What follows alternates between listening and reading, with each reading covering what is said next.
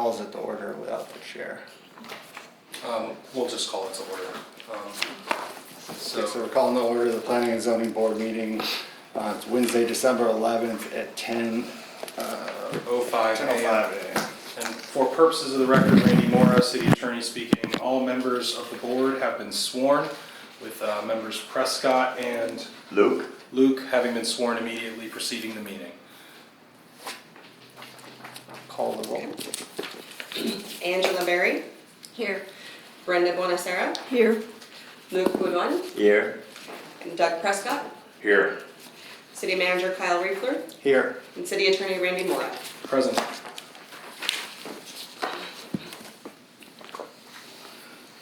Should we go to the meeting minutes? Yes, so the first item on the agenda is the approval of the April 12, 2024 Planning and Zoning Board meeting minutes. You need not have been a member at the time to approve the minutes, so all members can vote. You are a 5-member body, there are 4 of you present. So we're looking for a motion to approve the April 10, 2024 minutes. Motion to approve. Second. I have a motion, member seconds. All in favor? Aye. All opposed? Seeing none, the minutes stand approved. The first order of business for your board is the appointment of a chairperson. This board's charge under section 6.02 of the charter is you have various duties. You act in advisory capacity, the city council. You study an existing comp plan and other similar things. The role of the chair will be to chair your meetings. You meet on an as-needed basis, so they are not monthly meetings. The commitment is not large. Your job is largely that of parliamentarian, and we are here to assist you. So with that, are there any nominations or volunteers for the position of chair? I want to nominate Doug. I'll do it. Coach me a little bit, and I'll do it. Right, there's a nomination for chair. Is there any other nomination or volunteer? Seeing none, there is a single nomination for Member Prescott to serve as the chair for the Planning and Zoning Board for the 2024 into 2025 year. Are there remaining, I guess the remainder of 2024 and into 2025? With that, is there any discussion among the membership about this issue? So under Florida law, before we take any official acts, we have to open for public comment. We do have a member of the public present. Is there any public comment on the matter? No. Seeing none, if there's no discussion, I'm sorry, remind me of your last name, ma'am? Berry. Angela Berry. Member Berry has nominated Member Prescott. Member Prescott has accepted the nomination or is willing to serve. There are no other volunteers or nominations, so Madam Clerk, will you just please call the roll? Member Berry, Here. is that a yes? Is it a yes or a no? Yes. Yes. Sorry. Member Bonacera, Yes. Member Boudon, Yes. and Member Prescott. Yes. All right, with that, congratulations, Mr. Prescott. You are the chair of the Planning and Zoning Board for the 2025 year. Now I'm going right to the top. Yeah, all right, there you go. A meteoric rise in service. With that, now you are presiding, sir, so the next item on the agenda is appointment of the vice chair, so you would look for any volunteers or nominations at this Do point. we have anybody who wants to be a vice chair? The role of the vice chair is, Luke? in case he can't be here, you do the same thing, and you've got this talented crew to help you along. We got Luke would accept. Luke would accept. Another meteoric rise. Are there any other nominations or volunteers? All right. Seeing none, is there any public comment? None. No public comment. Is there any other discussion among the board? No. Madam Clerk, will you call the roll? Member Berry, Yes. Member Bonacera, Yes. Member Boudon, Yes. and Member Prescott. Yes. Thank you, sir, for your volunteering service vice chair. Congratulations to you both on your meteoric ascendancy to power within the Planning and Zoning Board. And with that, Mr. Prescott, the next item on the agenda is item 5. I want, before we get on that, I have a few questions. I guess Kyle, maybe both of y'all could answer me. I've never did the planning and zoning, I got a basic understanding of it, but what's the protocol? Obviously, none of us came up with this, what we're talking about today. So does the council send it down to us for us to beat it up? Do we come up with ideas and send up to the council?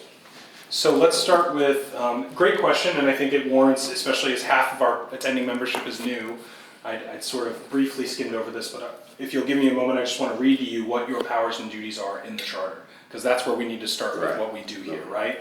So under section 6.02 of the charter, It says, "The duties of the Planning and Zoning Board shall be as follows: to act in an advisory capacity to the City Council on petitions relating to zoning and on matters of proposal to change zoning regulations, and to report its findings and recommendations on such proposals to the City Council." So the City Council can, as it has done here, top down, said, we think our zoning code needs to be changed, but under our charter, you guys need to look at this. So it's sent to you to look at.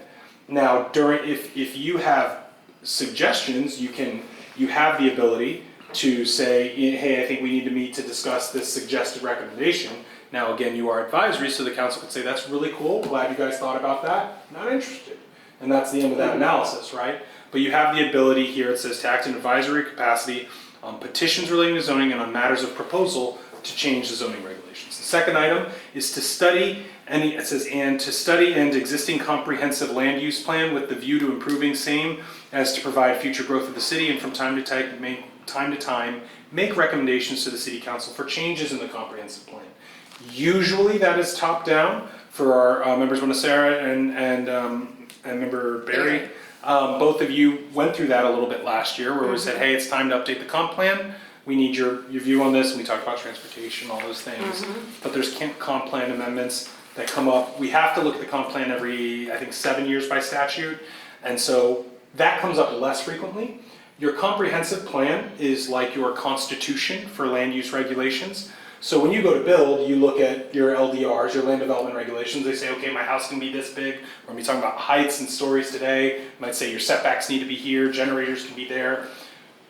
That's the day-to-day regulation. The comp plan provides the vision and the sort of the foundation on which that's built. And so the comp plan is very important. In fact, if somebody built something in violation of a comp plan, a court has the ability to compel them to remove it. The comp plan is very, very important, but it is the foundation that your land development regulations are literally and figuratively built on. Item C in your powers is to investigate and make recommendations on all new real estate plats and their compliance to the comp plan to be presented to the City Council. Real estate plats, admittedly, very infrequent, especially in a community like this that's largely built out in dimension. We might see some of that in the coming years as properties are reassembled, demolished. It happens. Redevelopment always happens.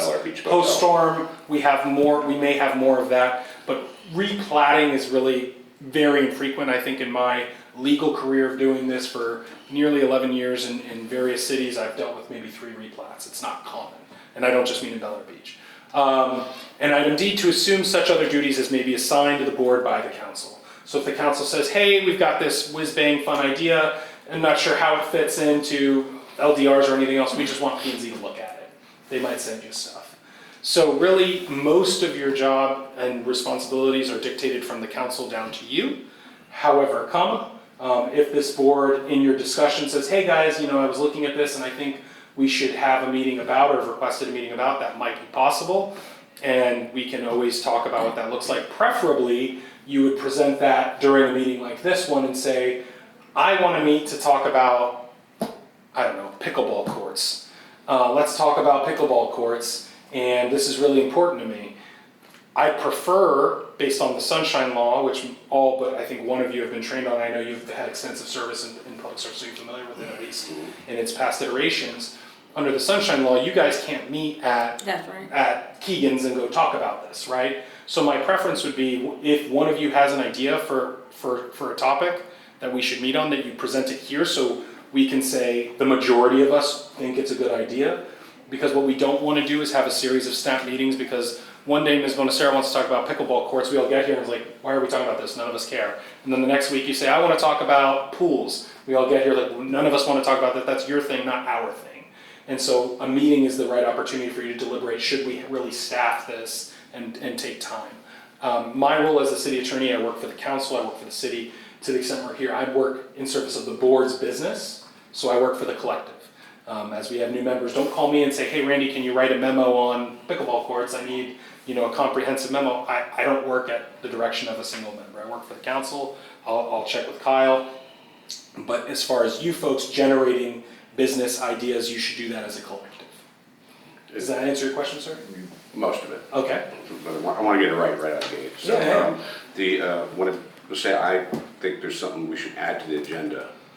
Is that, what, bring it up right now and see if everybody wants to add it or not? The way your agendas are structured, you don't typically have as an item additions and deletions, but there's nothing that prevents you from saying on your agenda, you know, you do have general business, that would probably be the best place on your agenda, would be to bring it up based on the current agenda. That's usually where the miscellanea comes up. Right, so let's say I had an item and I put it down, I bring it up during general business, and we float it, and everybody's talking about it. Do we vote on it to approve it to be presented to council, or is it just, how's that? So the short answer to that is, it depends. The it depends factor of it is, it depends what your idea is, what it is you're wanting presented. You know, we're not gonna fully flesh out an ordinance amendment today, for example. But if you say, hey, we start talking about it, and we all show an interest, it may be more appropriate to say, hey guys, do we agree that we should have a meeting in January where staff's been able to give us the backing and we can really make this work and prepared? Now, if it is something that's truly ad hoc, that's like a quick and easy, hey, we were thinking that this board really should be a 8-member board, and that's a pretty, we all kind of agree with that, and we want the council to consider that, for example, I still think it probably warrants more diligence, but Right. hey, your council met, we'll provide the minutes, and in the minutes note that as a matter of general discussion, they'd like the council to consider changing the composition of the board. Okay, now, As an example, that's not something anybody's discussed for the record. let's say I come up with an idea, I think it should be on the agenda, but our meeting hasn't been scheduled yet. Let's say something like relative to what just happened with the storms, that we maybe need to make a quick decision. Then we just call Kyle and say, I would say start with your city manager, for sure, and because he is the closest liaison in the city council. Because while you may meet him frequently, if one of you is saying, hey, I have this concern, and you can't meet with them to talk about it, you can talk to Kyle, and Kyle can say, hey, maybe we get the top-down direction to initiate your meeting on that, right? that's one of the proper protocols. No, I appreciate it, it's important, protocol is important, it's my whole job, so thanks.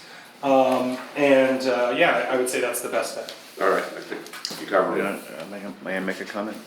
Right now, it's the board's business, so I defer to the chair. Absolutely. I'm just asking, since the meetings are ad hoc, it seems like if the meetings are brought ad hoc, that you could add an agenda item to the ad hoc agenda item that's being proposed down the road too. So it could be a published agenda item on an ad hoc meeting called for the future. I'm not sure I fully understand what you're saying, I'm not trying to be dense, No, I'm just saying there's an agenda published, Right, and that agenda is published at the time the meeting is called. So Yes, if the sir. chairman wishes to call the meeting, he could add the agenda items he wants at the time he calls the meeting for the agenda. well, interestingly, I don't know that, and that's, so, one of the things that I do in my job as a city attorney is I travel the state and teach on parliamentary procedure, rules of procedure. I'm not aware of specific rules of procedure governing this board. That's also something this board can do. And you could say like, hey, we need to establish some rules of procedure on how we want to do some of these things to take the guesswork out of it. Who has the ability, you know, or the council the council would approve that. Say they've proposed rules of procedure that look like this, the council approves them. But they may have their own, you know, say in rules of procedure, who has the ability to generate an agenda item. And I'm only hedging because in some communities, they don't allow a single member or the chair to establish an agenda item. It has to be by will of the body, and so that leaves you with general business, additions and deletions as the best place to probe whether your peers want to talk about this. Because what can happen, and I'm not suggesting you're encouraging, but what can happen is if we give each member the ability to add an agenda item, then we have an ad hoc meeting, then everybody contacts Kyle, says, hey, we're meeting next month, this is my thing, this is my thing, this is my thing. We have 10 things on the agenda, and once we get to the discussion, nobody wants to do anything, right? It's like, I'm presenting because I really think we need a recycling program. I don't want to talk about that, and I don't think it's our duty. And then you're like, okay, then what did we have all this for? So that's one of the reasons you don't just have each member handle it that way. Thank you. Yeah. All right. So we're ready to go, right? Yes, so we are moving on to item 5, which is a review of draft ordinance for City Code Chapter 94. This is not an amendment of Chapter 94 in whole, but rather specific portions and issues within Chapter 94. And your city manager is prepared to staff and explain the proposal before you. Yes. This is the height, the 35 feet height. Yes, sir, this is the resolution that you have. Just so y'all know, back 20 some odd years ago, I was on the city council, and the presiding officer, Chris DeMayo, and myself brought this up to guys from 23 to 35, because we got our property values up tremendously. So like the Fingers of Bel Air, the 3 Fingers Underwater, they were double the price of a tear-down house than they were on Belle Isle here, because we couldn't go higher than 23 feet. As soon as we went to 35, then we go to tug of war, because we had an HOA here at one time, and they were like the original pioneers, basically, of Bel Air Beach, and they wanted their Ruttenberg 1-story houses, and they didn't want the box house next to them. But progress has to happen, and it did. So we made a compromise and said, well, we'll go 2 stories above garage and storage, and that storage was key, because you can do anything you want with your storage, you know. So that was knowing we'd be here again one day, making it, approving it for 3 floors, as long as you're above the flood. That's all that matters. It's just the house, like the house that is built on 22nd, that beautiful white house. That one there is 2 stories, living area. In the garage and storage area, they can't live in it, but if they built it where they could, it would be exact identical same size as it is now. So what's it matter if they increase the square footage inside, as long as it meets the FEMA and all the things we need? It just makes our property values go up across the board. And that's what happened in Bel Air Beach. I call it the biggest tax increase we ever had 20 years ago, because within 18 months later, property appraiser raised all our values up. So actually our millage came down because we were making so much more money. So that would happen again. And the timing of this is impeccable, because of how many homes are going to be knocked down from getting flooded. So I'm just give you, I was behind this back 20 some odd years ago. So I'm well aware of what we're doing today. Okay, so what Chair Prescott's addressing is for residential low, which is the single-family homes. That's gonna be section 94-209. But I wanna cover, section 161 first. And that deals with, residential medium district, which is the multifamily, the west side of Gulf Boulevard in the Bel Air Beach jurisdiction, so all the condominiums. So this section 2, it only deals with the residential medium district. So this code only applies to the condominiums. But I handed out earlier the original, or what the code says now, our current code, I should say. And it reads the same. The residential medium district 1 is zone multifamily use, and the use of the building shall be used for residences with a density of not more than 15 individual family units per acre.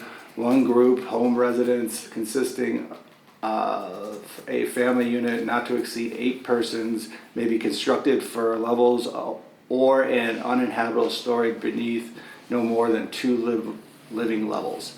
And then the next sentence is where there was a change suggested, and it crosses out first and reads lowest floor.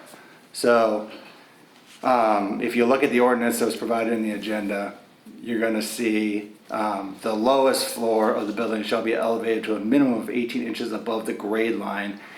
And then it says, and shall be no lower than the base flood elevation plus 1 foot. I was speaking with our planner prior to this meeting.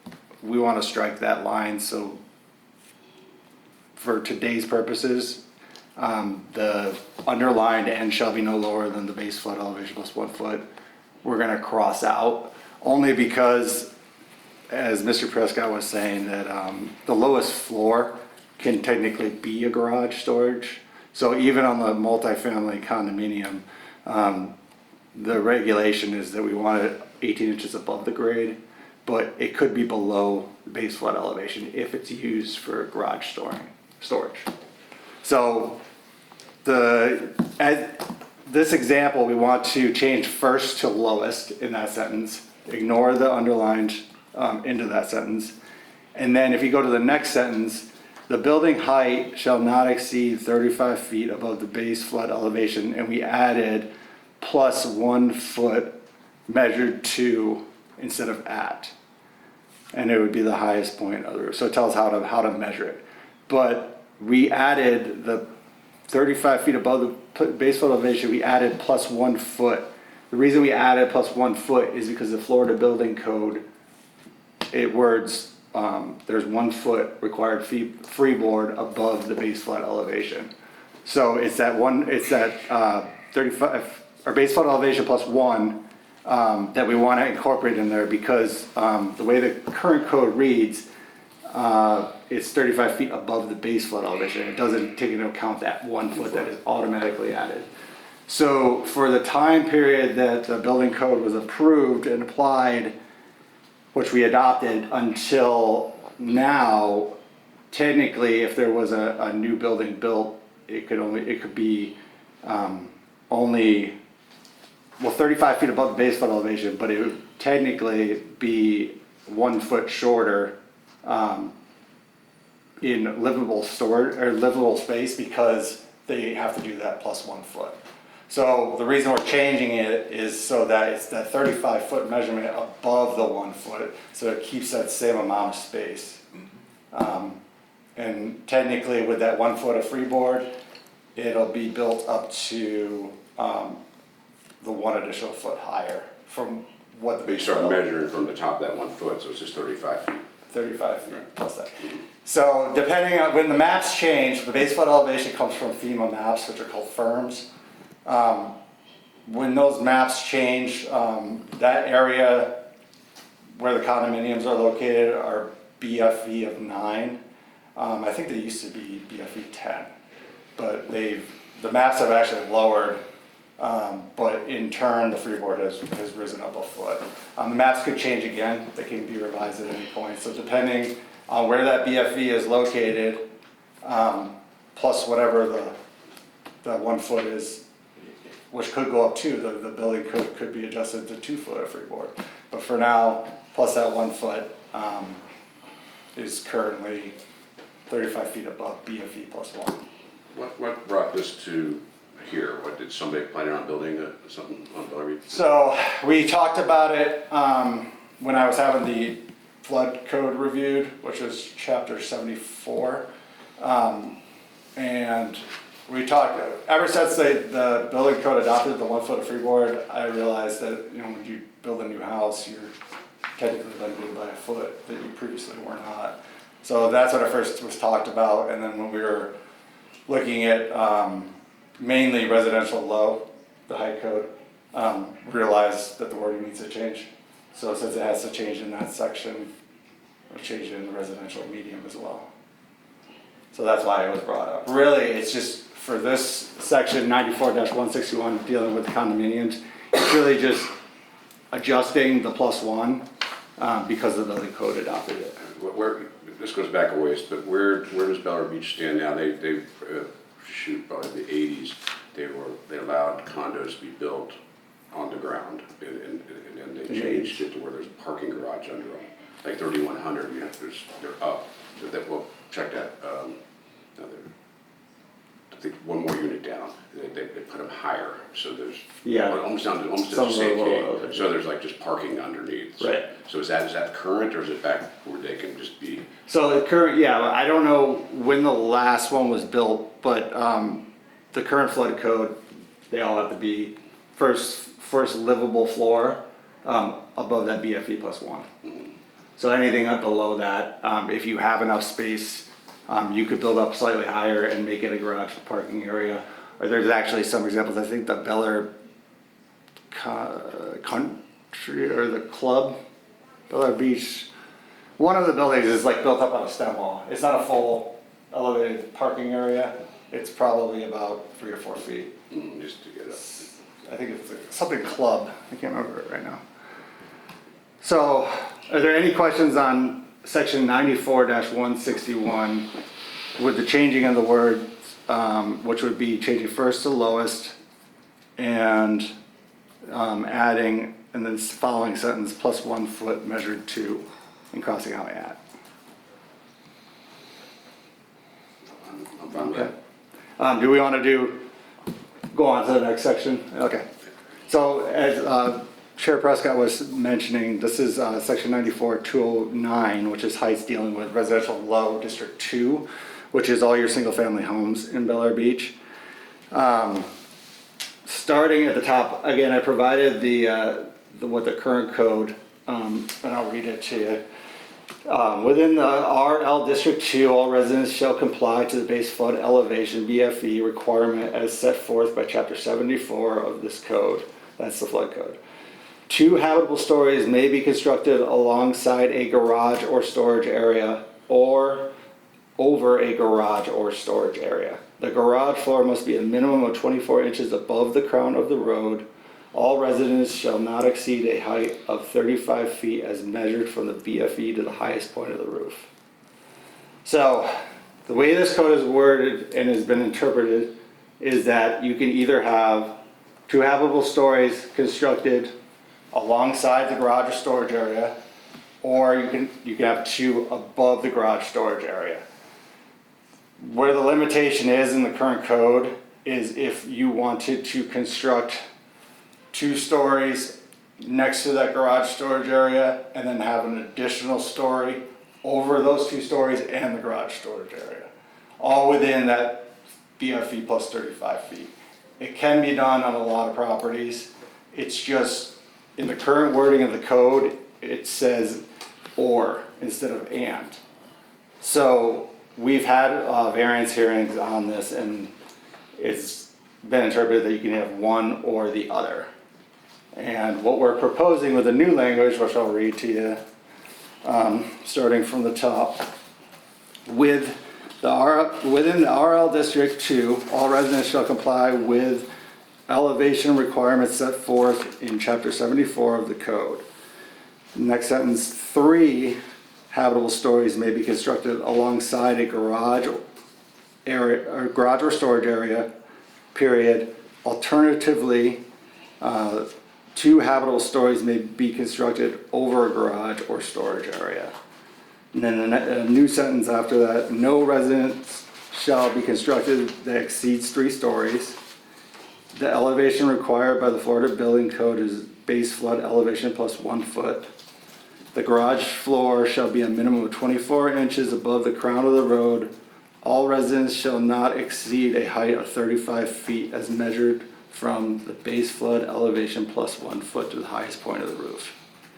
So this did the same thing that we did in chapter 94-161, which is we wrote in, instead of just the base flood elevation, the base flood elevation plus 1 foot. So taking into account the freeboard. And then, with the rewording, it's saying that you can have 3 habitable stories that are alongside the garage or storage area, and you can also have 2 stories that may be constructed above. So what this allows is what we just talked about. It's more wording, but it's saying that you can have your 3 stories next to your garage storage, and you can have 2 above, but no more than 3 stories total. So if you can picture, like say this is your ground level, and then you can build, let's say you do your 2 feet, and this is your garage, and then you go next to the garage, you come up maybe 4 feet from grade, and you're at that BFE plus 1. And let's say the garage goes like this. So your first floor could be here, and then you could start another floor, and then you could also have, let's say, actually I should draw it like, Whiteboard. Yeah. yeah. Let's see, makes the best house. That whiteboard over there. There's one more there. Yeah. Probably better to use that. Alright. You can do it. What is the base flood elevation? What is that number?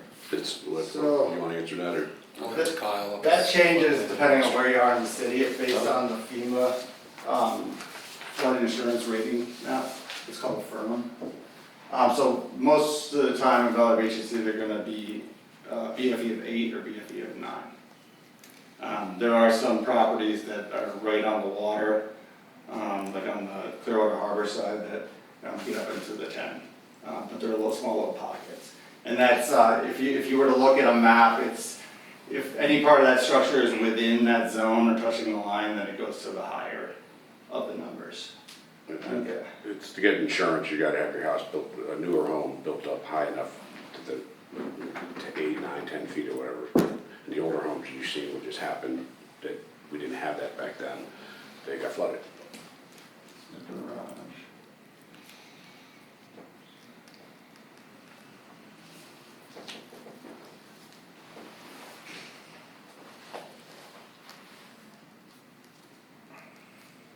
That's what they got.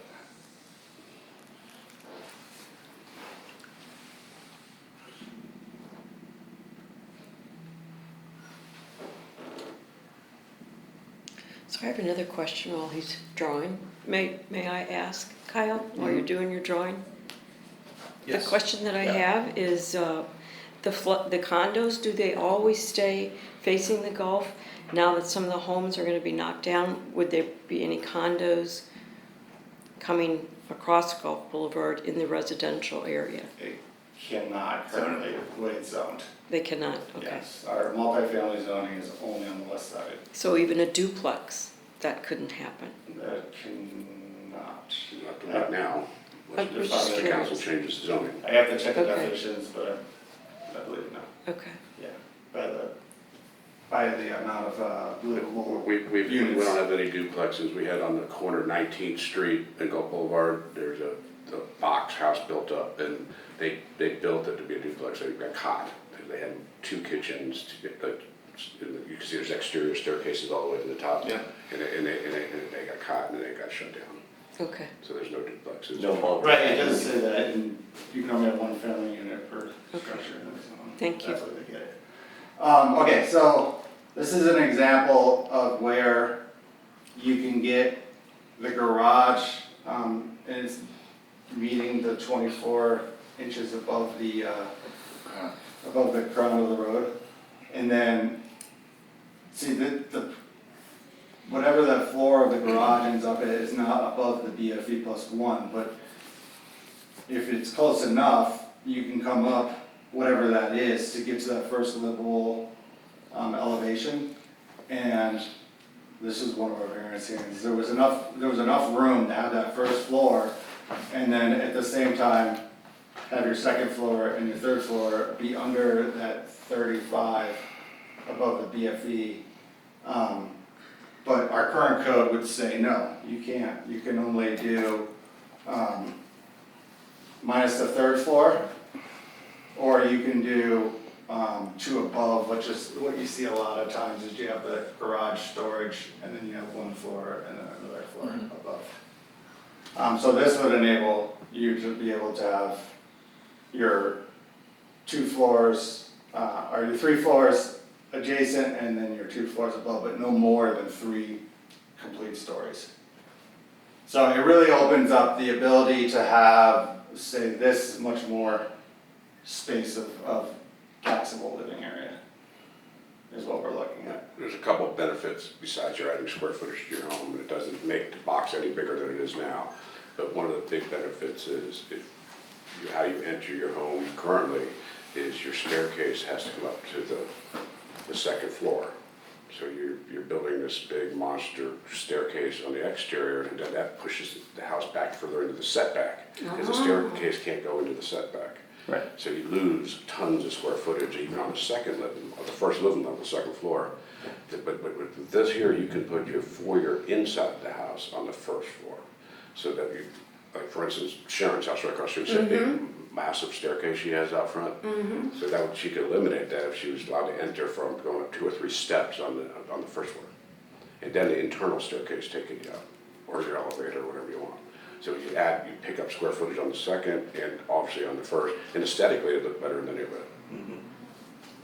Good point. Okay. Right. Yeah, that is a good point. We do often, with the 2 stories over the garage, we see often the stair cuts come out quite a bit, and they can't be within that, within the setback limits. So they have to stop short. I understand now. So that is the 2 sections that we're looking at, and the reason that we're presenting it is for any recommendations, any changes, or if you recommend these changes to the city council for consideration to adopt. You guys nailed it. And we thought this is crucial timing, to get this through just because of the situation we're in and a lot of people are looking to Permits as we redevelop. speak. Absolutely. Yep. So do I motion for anybody, want a motion to approve these two? Do they have to say anything about the setbacks, or it's? That's separately It's governed. separate, okay. Yeah. Is there any, before we would seek any motion, given that there's a member of the public present, we would ask if there's any public comment? No. All right, no public comment, so you would look for a motion. I'm looking for a motion. Well, you can't second yet, I we need need a a first, and we need to know what the motion is. So you say Motion something to like, I approve. move to approve, I move that we approve or recommend approval of this amendment to the city council, that's what we're looking for. So we're looking for, to approve two at once, or are we gonna do one at a time? Just both at the same time, they're in the same enactment, so Right. the ordinance that you should have before you has both in. What's the numbers on them?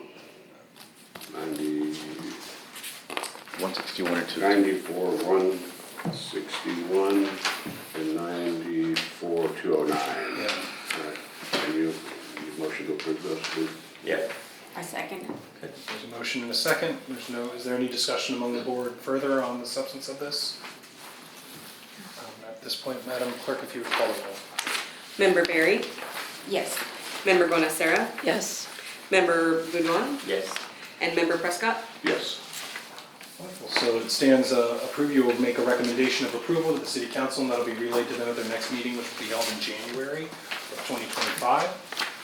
So, Mr. Chair, at this point, we would move down on the agenda to general business, and this is an opportunity. Is there any other business that any member of this board wishes to discuss today? I do, but you got, anybody want to go first? No, I'm okay. Mine, and tell me if I'm going down the, where I'm not supposed to, but, the, variance board, or board of adjustments, I was involved with that years ago as well. The, way we did it in the past was anytime a neighbor, you're gonna ask for a variance, and this really cut out a lot of headaches down the road, even having a board meet if there's already a lot of objections. So if you wanted to do something that's, to get a variance, you gotta get either a budding neighbor to say, I'm gonna sign this letter of no objection. So if you can't get past first base, then that usually killed it. That was it. It didn't go any further. They could still force an issue, and Randy could probably help you with this, but force being heard, but it highly unlikely. So we took that away for some reason. The city did that for years, and most cities do. And so now we don't have that, so we can have somebody just ask for a meeting and go all the way up, but you got neighbors that are not happy about it. And so that's always been the way. Like I was going to put a dock in on Donato 2229 about 2 years ago, and I needed a variance because I'm on a wedge lot. And I talked to the neighbors, and one said, yeah, they'll do it, and the other one said, I don't know. And so I came in here to get start the process. And I don't think you were here yet, Renee, but whoever it was, he said, okay, I need a plan. And then we'll submit that to our there's a guy, we have a third party reviews them. Not a building guy, but not an inspector from the county, but just a consultant. And then once you get approved from that, like you're meeting the general things, or he'll point out, oh, you're gonna need a variance for this. So I knew I did, so then I go, okay, then they hand me a no objection letter for him. And then I had to go to my neighbors and get a signature. Well, I failed, I got one, and that's died, that was it, that was the end of it, I couldn't build that dock. But somehow that's not, we don't do that anymore. But it really should be something that we do, and for many reasons. May I ask, Has the- is he referring to the dock that you and I were talking about that was approved recently? No. He's not referring to the dock specifically, he's referring, one, let's take this out of the discussion of any single property. The members' discussion is a proposal that the city's procedures require neighbor sign off or at least have some phase that the neighbor's stance on an application be required. As the city attorney, what I will tell you is it is not accurate to say most cities require this. Most cities do not have neighbor approval as a requirement or as a criteria. The other issue being that a neighbor cannot define your property rights. So anybody who applies would always still be able to apply notwithstanding, and as a function of due process, have a hearing notwithstanding their neighbor's position, but their neighbor's position would be made a matter of record in that administrative process. So it would not be dispositive of the procedure because they would still have to go through the quasi-judicial hearing that has criteria for getting the relief sought. So a little bit of exposition there, and I can say more if that's confusing. What I think Chair Prescott is suggesting is that as part of the variance process, there should be a requirement that you affirmatively determine whether your neighbor is in favor of or against the variance you're seeking, regardless of the variance. If it's, I want to build a foot into the setback because I have a pie-shaped lot and I'm squaring off my house, which is the most common variance you typically see in beach communities, whether it be docks, whether it be building heights. If you're, a variance is, to back up so that we're all using the same parlance, you have a land development code. And your land development code says what all of you are entitled to do with your property once you build in the city of Bel Air Beach, subject to the comp plan and the land development regs. That's what's governing you. Sometimes people seek an exception to that rule. That's called a variance. Variances are supposed to be narrow and be the exception, not the exception that swallows the rule. Hardship. So the criteria commonly are there's a hardship to the property, that it is not, there's a number of criteria. Hardship to the property, it's the minimum variance necessary, et cetera, et cetera. So if you're saying, for example, I'm trying to square off my house is presently this wide, and you say, so I'm squaring it off, but I've decided to make the whole house 2 feet wider. Well, then that's not the minimum variance necessary, perhaps, on that criteria, unless they can establish why that is needed otherwise. So that's what a variance is, and typically that is you making an application, which there's an administrative form for. You take that administrative form, they schedule a hearing, and the Board of Adjustment has a hearing to determine whether you've met the criteria in the code to have a variance. What I think Member Prescott is suggesting is that somewhere in that process, you be made to go to, you probably in the administrative form, go to the your neighboring property owners, and we'll define neighboring, but I presume it's to the left and to the right. Abutting. Abutting, so perhaps also to the rear if you're on a lot that has a house behind you, and then ask them, hey, do you approve this? And then it will be one of the things that is noted in that hearing. It would not be the dispositive resolution of the hearing. So that's what's being presented for your consideration on whether you wish to make known to the council that needs to be considered or not. Okay. Is that a fair summary of what you're? You nailed it. Okay. Yeah. I agree with that. Let's say you're the Board of Adjustments member and you get your packet from Renee. You don't deliver packets anymore, it's all electronic, right? But anyways, they get your packet and you don't really know anything about this variance. You shouldn't, it's better if you don't know the neighbor. You feel a burden to help them out. But you look on there and you see, well, that all the budding neighbors don't want this. It kind of lets you know where this is going. But if you're not privy to that and they don't feel like coming up and get on a mic and talking, and not everybody likes to do that, at least it's known in the packet that the neighbors did not want it. Yeah.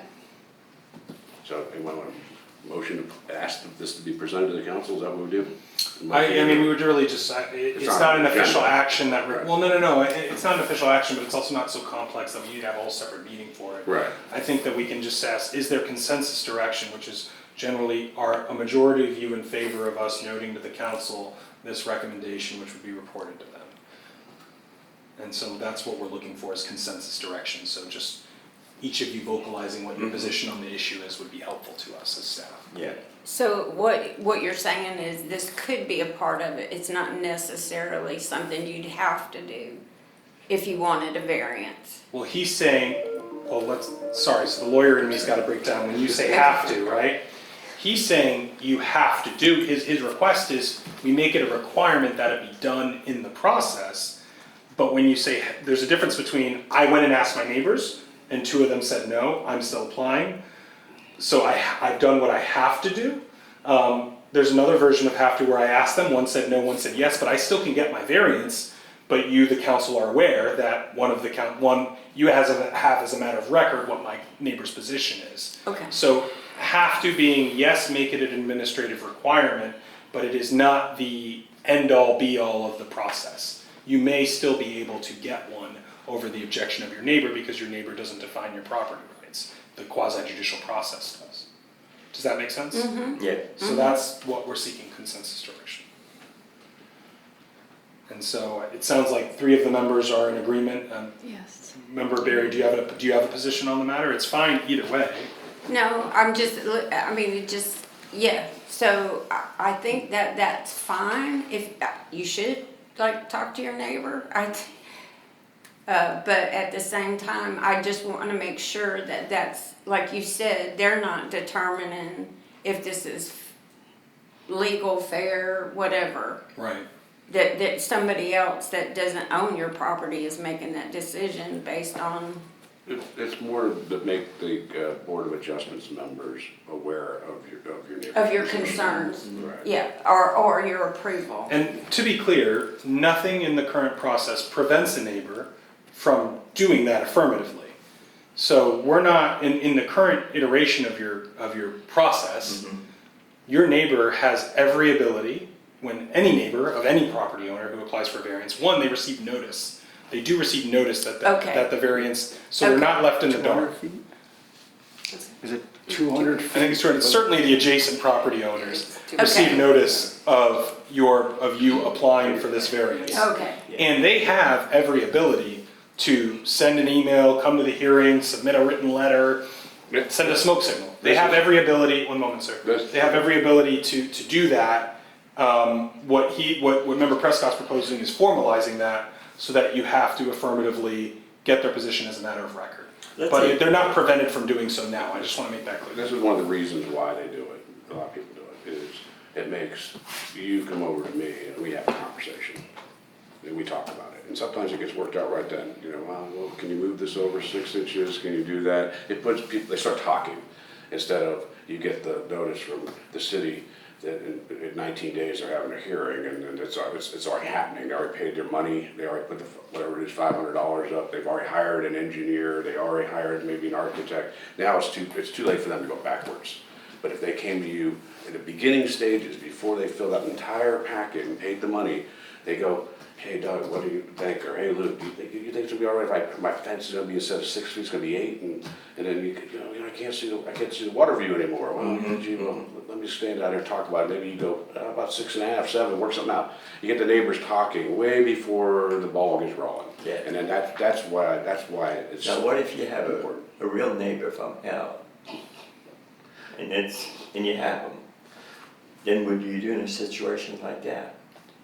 Well, maybe stand 10 feet back, you know. Or ignore it? Right, but you're never gonna get them to You sign can't a do- form, I think, is the concern that he's expressing, one way or the other, and you Yeah. just, I think we can make note for document your effort to do or something if your desire is to move forward with this process. so that's the way it used to be, correct? Is that what I'm hearing, that you used to have to, why did they stop I it? was gonna ask the same Timeframe on question. I mean, Kyle says he researched, he can't figure it out, but I know when we were on council, when I was on council, back when we were doing this, what would happen, back when we had a Board of Adjustments, and they'd have their meeting, and then it would pass through the Board of Adjustments, and the next thing it would do is go to the council for their approval. And then the council would have to vote on it twice. They vote on one meeting and vote on the following, and then it's official. So what the council would want to see was the no objection letters. They're distant. They weren't at the meeting, you know, when the people were applying. So they wanted to get the facts to say why didn't this neighbor like this? What's up with that? Blah, blah, blah. Or if But they don't respond within a certain amount of time, Well, then that's this on is them. there a time limit that's put Yeah. on? And there was plenty of cases where the Board of Adjustments really, they're not elected people. So, they don't have to worry about their constituents as much to make them mad or not mad. And so they would, plenty of times the Board of Adjustments did pass a variance. Then it went to the council and the council shot down. And Randy, I don't believe you go to very many Board of Adjustments meetings. I go to the ones I'm requested to attend. Right, so but here at the council meeting, he's sitting there. So he knows the legal side of the situation, which is good. And it gives the council people something to lean on to get advice. And I've seen plenty of them make it through the Board of Adjustments, but not through the council. So if the letter goes out to the neighbors, Yeah. you said there's a letter that goes out, does it say you have the opportunity to speak? I mean, I've never seen one of these letters. So the letters that go out basically identify the Board of Adjustment meeting as a public hearing. So members of the public can come and speak on the issue. They can send an email if they don't want to come to the actual meeting. That is all included in the packet that goes to the Board of Adjustment for consideration. And to the point, just again, getting back to our powers and duties here, you know, your duty is to act in an advisory capacity on petitions relating to zoning. I'm interpreting or choosing to give that a broader interpretation for purposes of this discussion around land development regulations and variances, and perhaps those can concern zoning in some instances. So, you know, in terms of our powers and duties, we're on the periphery of what this board does. To answer your question as to why that's changed, none of us were here. I haven't fully authenticated that was, and I'm not disputing, you've lived here your whole life, sir. I have not. That it was ever a formal recommendation. If not formal, it may have been an informal understanding that you always do that because it's a matter of good neighbors.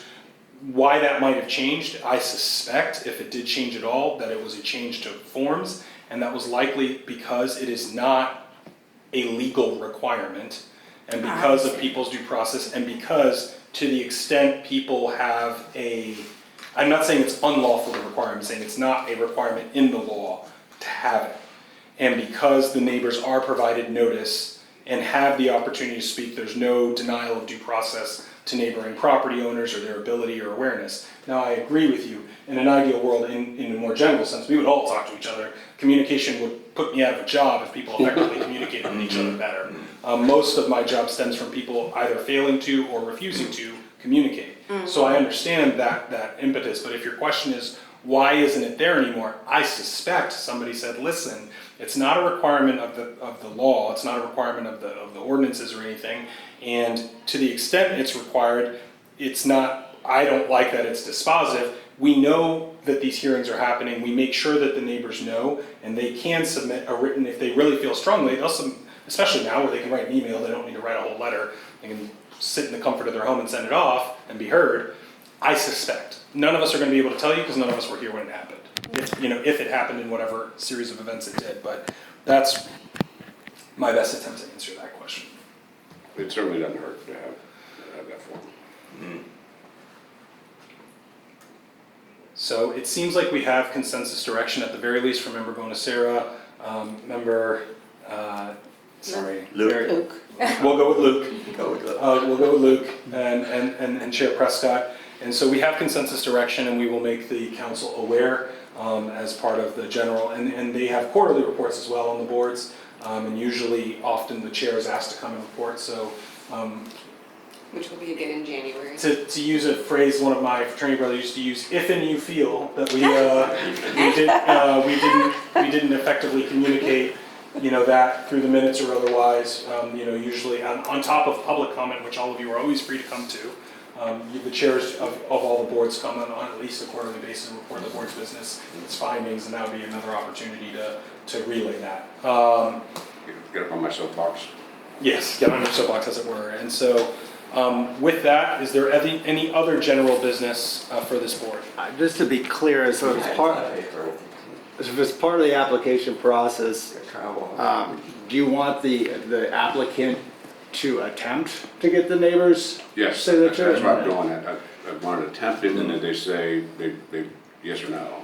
They don't have to say the applicant, the neighbor doesn't have to write no. He's just got a blank one there. It means the clerk would determine did he refuse or did he not answer his door or whatever the case may be. Or they Okay, just so- chose not to respond for whatever. Right, they may. Well, that's what I I'll was get saying back to you. earlier, the time frame on that respond. Because, you're hiring an attorney, you're hiring an architect, an engineer, and so forth, and ka-ching, ka-ching, ka-ching over here while they're sitting there not saying anything. Right, and it may not be a neighbor from hell as you phrased Yeah. it, maybe somebody who owns property and lives Oh, in another, yeah. and lives in Canada. Yeah. Right. You're ringing the doorbell, you don't know how else to reach them. Yeah. May I ask a question? From a variance perspective, when a variance is issued or going to be issued, does it list all of the properties that are affected or abutted that are receiving this notice? So the Yes, owner it's a that's matter of record. processing this, It's a matter of record. so they know exactly who they need to go get approvals Yeah. from or And to be acknowledgement fair. of. It's part of the yeah, application Fair. process. Okay, that I I just told want to you. make sure that it was part of the process. Yeah. Let's put it this way, the whole time I've been living here, very rarely once a variance made it to the Board of Adjustments after they already did talk to their neighbors, I can't remember too many that were challenged after the fact, because the ruling didn't go well. Thank you. Didn't, or you end up in court. And so it could be avoided if people sit down and hash it out. But not all of them. but- Avoid the whole special master thing. Yeah. Not a lot of time and money. Is there any other general business the board wishes to present or discuss as we sit here now? Kyle, Renee, are there any specific plans for a January meeting? Not for planning and zoning, not currently, but we do need to go through the rest of our reviewed ordinance proposals. So this is a piece of chapter 94, but there's more to that chapter and the other ones that So we discussed. part of the reason I asked that, and again, a little more context here, the Planning and Zoning Board has not met frequently in the last 2 years, and that has more to do with state law than it does what the city is up to. On September 28th, 2022, Hurricane Ian made landfall in Keokasa, Southwest Florida, Fort Myers, that area.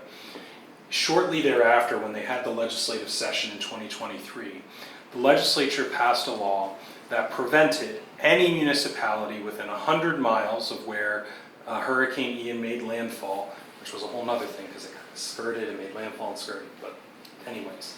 100 miles from where Hurricane Ian made landfall from passing any new land development regulations that were deemed more burdensome or restrictive, and those were not necessarily specifically defined terms. So we took them with their plain meaning, which is anything that makes it harder in any respect. And so as a result, almost virtually every land development regulation, you are usually looking at a problem and responding to it and say, oh my gosh, that thing happened, we don't want that anymore. You know, whether it's we want to change what material you can use to make your driveway, how high you can build, whatever, we're rarely saying, you know what, our rules are too much, let's relax them, which we've been able to do, and we've done in some limited instances. However, such as the 50% rule regulations that were changed, to make it less restrictive. So that is one of the core reasons that you have not had much business. That was put in place retroactively to September 28th, 2022, with a sunset of October 1, 2024. So that just lapsed in the last 2 months. In fact, ironically perhaps, it lapsed only days after Helene made landfall. So we anticipate, and in the interim, your city manager had the foresight to say, well, if we can't get it all the way through the board and the council, let's at least start doing the drafting now, and then we've got stuff in the pipeline once the what do you call it? Moratorium. Thank you, lifts. Now, I don't know if with Helene and Milton and Debbie and any other number one of storms that made landfall, if there'll be some similar regulation renewed and extending that period retroactive to September of 2024 or October of 2024, because Milton made landfall October 9th. So I don't know what will happen there. That was the first time the legislature's done something like that. They may do it again. Leadership at the time was in the legislature was slated leadership was coming from Southwest Florida, so there was definitely a little more push from that region. I don't know if we'll see that again this time. If absent that, as we've just alluded to, we have a lot of land development regs we plan to bring before you, if they'll just let us. So we will stand at the ready, but just be mindful. And the interesting thing about that was, if you're looking at that as a past experience, you say, okay, then let's just do it all now until they meet in March and April. We'll get them all done. Well, they made it retroactive and invalidated anything that was done between September and whenever they passed that law. So that if they did it the same way, that wouldn't necessarily address the problem. So there's not that urgency of like, well, now the time's good now. So that's just a little more context on why this board hasn't met. I know sometimes as volunteers, you're like, I've offered my time and now you're not using me. That's the reason there hasn't been quite as much to come before this board. Well, I've seen, go to a couple boards in the city where it's hard to get a quorum, where they call, like this guy, it's like trying to herd cats. Yeah. So I would think maybe we should throw this out there, maybe Kyle throughout the whole city, is to say, all the boards, is to say, if you join a board, if you're gonna make yourself available for, let's say, typically they take July and just don't do one, because that's a vacation month, call it. But say 11 months out of the year, the planning and zoning board, we meet Wednesdays at 10 a.m. the second Wednesday of the month. And just know that you may be called for that. We might not have anything to talk about, so we're not gonna come, but at least Hold the calendar. you guys know, we gotta make, that's our calendar. And that way we can expedite things through the city, because it sounds like some things are coming up that need some answers pretty quick. And if we can't get together, then that's not gonna help. So is there a monthly day and time we can agree to that we're available? Tentatively? I'm a perfect 2 o'clock guy, but 10 works for me too if I have to, just Is that 2 a.m.? Some nights. Pajama party, yeah, yeah, Ask so. Angie, she lives across the street. So, my this is personal. You know, we had damage from the storm, so it's been chaos since then. So plus, you know, other stuff, family stuff that's happening, it's hard to say for sure I can be here. I don't like making commitments. I do know that we said I don't like making commitments if I can't keep them. I do know we said that 3 have to be here, correct? Yes. And the rest can join by, We need 3 in person to properly have them, to have a proper public meeting. We need at least 3 in person. and we can join by phone otherwise. I can do a Zoom, Zoom. as long as we have the quorum in person. Okay, Yeah. then yeah, we can set a date, but, I mean, just like this morning, I walked in and we had a pipe burst. So there, you know, I'm waiting for McGill Plumbing to call me between 1 and 4. So, yeah, things are happening. That's true. Well, Yeah, it's the second time. maybe perhaps right now, on a snap where we didn't ask you to do that's not the best time to ask that, but whenever we schedule our next meeting, maybe it's best to say, whenever that next meeting is, please come with an idea, and hopefully for all of us, things have stabilized a little bit. I'm not suggesting it'll all be better. Oh, no. But we certainly won't meet until the new year. So Okay. as you're looking at the new year, starting to evaluate, okay, I think I'm getting a sense for where my life's going. Maybe the next time we convene, whether that's January or February, whenever that is, have an idea of what your schedule looks like so we can have a more informed discussion. I hate to put people on the spot and just say, right now, I guess Wednesdays at 10 seem fine, when maybe they don't. You know, and you can check with the grandkids' school schedule and all those things. Right, that's just something before we, No, I would like that, cause I'm a I would like planner. that. I'm a planner and I Yeah, can plan yeah. around that. It's just, right now, it just seems like to make a commitment and not be 100% able to keep. this is a 7-seat board, This is a 5-seat. 5, so if we get one more, then if, you know, if something comes up, you don't make it, you can't make it, it happens, but we still have enough people to do business. Can I ask a procedural rule? As it relates to the alternate, so you moved from alternate to regular in this board, correct? No, he was just appointed as regular, he was never an alternate on Oh, this. you were not an alternate in He was this? an alternate on another board, resigned that board, this Got is a it, different board okay, now. got it. And you voted me in. I did. So is there an alternate on this board, and the procedural question is there is an alternate, does that alternate have a vote if there's no quorum? There's no current alternates. There are no current alternates There's one usually. full-time seat and 2 alternates. And does the alternate have a voting position if there's not quorum? Yes, if the alternate shows up and there's anything less than the 5 seated members, then that alternate has the ability to vote in that hearing. Okay, so that makes. But if 5 of them are here and the alternate's here, then the alternate's No, that makes sense, just. that makes sense. I'm just looking for that leeway of responsibility of how many are here and how many are not. So if you've got the I think- alternate Can floating you in be and an out. alternate? I cannot be an alternate, sorry. But, you How know, many I- hats I had to resign from all of my boards, And, so. and more to the point, just as we are a community in transition, it's a difficult time to ask anybody to volunteer and make that commitment, as many of you are still trying to stabilize your homes and the like. So solicitation, especially around the holidays generally, is difficult, while you guys did traditionally have your qualifying period around now historically. That, otherwise we try not to solicit at this time, especially given the realities on the ground, but that remains a priority. Your administration's always looking, and at every meeting we invite the public, hey, if the spirit moves you, feel free to apply after this That's hearing. right. So, This time, can we schedule something we think we can make in January? Because as far as we know, we do have a lot of co-chapters to review and recommend. If something changes, we'll update you as far as the hurricanes. But if we can agree on a date, like maybe mid to late January, that would be helpful for what I'm trying to do. I mean, I can do Wednesday at 10 on the 15th, but, I mean, I don't have anything scheduled, if that's mid-month.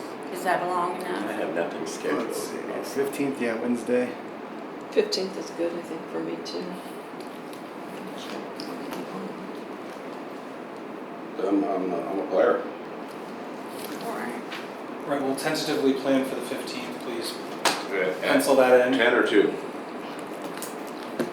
10. You gotta wake You gotta up, wake up with a crack of dawn. man. You gotta wake up. Coffee, we'll bring the coffee. Yes. 8:45. Morning. Alright. Yeah, okay, What day is that? 10 it is. That's a Wednesday, January 15th at 10 a.m. Thank you. The Ides of January. Listen to that, So it's right? not splitting the day. You're not splitting the day. Yeah, it's 10 it is. Awesome. I'm on minority on this one. Other than that, is there any other general business or concerns from the members of this And the board? meeting is here, correct? Always. Yes. We tend to meet in this room if there was ever a situation, the lawyer in me, as we say always, the COVID distancing guidelines, or you guys have something that suddenly your whole community cares about, and there's people here in t-shirts, we might meet in another room, but generally we meet here. Okay, good. The canasta ladies might kick us out. Yeah, they're an ornery bunch. You don't want to get in a turf war with them. Canasta bridge, that's it, the bridge. Yeah, you don't mess with them. So we just There's go like- motion to adjourn? Is there a motion to adjourn? You gotta make the motion. Make a motion to adjourn. I second it. All in favor? Aye. Stand adjourned. This Thank is you. something you. As a reminder, You're folks, taking, especially because you're learning a lot. You gotta teach me. as a reminder, just because we do have newer members, there's nothing specifically before you at this time, but you are restricted from discussing anything that may conceivably come before this body with one another. So you may, if you're out there and you're looking at all this FEMA stuff and you're building your home, and you're like, it's totally asinine that a pool has to be 5 feet up from whatever, we need to change that. Don't talk about that with each other. Talk about it with your neighbors, talk about it with your spouse, call your ex if you're angry, I don't care. But just don't talk about it with each other, all right?